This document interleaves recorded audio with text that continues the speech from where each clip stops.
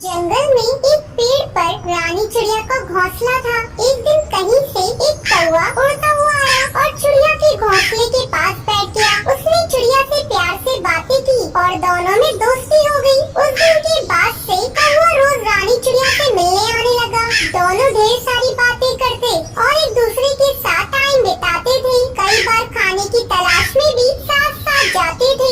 एक दिन कौवा और चिड़िया खाने की तलाश में निकले।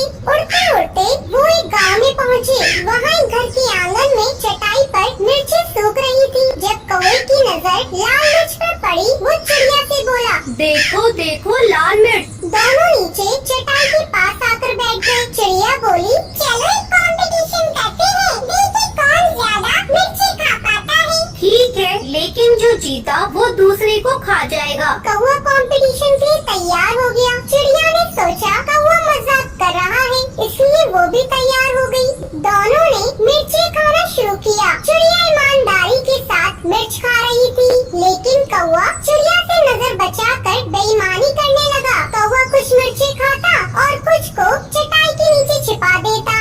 इस बेईमानी की वजह से कौवा जीत गया। जीत की खुशी में वो चिल्लाया, मैं जीत गया, मैं जीत गया, अब मैं तुम्हें खा जाऊंगा। कौवे की बात सुनकर रानी चिड़िया बहुत दुखी हुई। वो तो कौवे को अपना दोस्त समझती थी, लेकिन कौवे ने अपना असली रंग दिखा ही दिया। कौवा चिड़िया को खाने के लिए उतावला होने लगा। तब चिड़िया बोली, ठीक है, तुम मुझे खा सकते हो, लेकिन मुझे खाने से पहले अपनी चोंच तो कराओ। पता नहीं तुम क्या क्या खाते हो और तुम्हारी चोंच बहुत गंदी रहती है। कौवा चिड़िया की बात मान गया और उड़कर नदी किनारे चला गया। जब उसने नदी से पानी मांगा तो नदी बोली, मैं तुम्हें पानी देने को तैयार हूँ, लेकिन पहले एक मटका लेकर आओ। उसमें जितना चाहो उतना पानी ले जाना। कौवा उड़ता हुआ कुम्हार के पास गया। सुनो, मेरे लिए एक अच्छा सा मटका बनाओ। कुम्हार बोला, मैं तुम्हारे लिए मटका बना दूंगा, लेकिन उसके लिए मुझे मिट्टी की जरूरत होगी। अभी मेरे पास मिट्टी नहीं है, मुझे थोड़ी मिट्टी ला कर दो।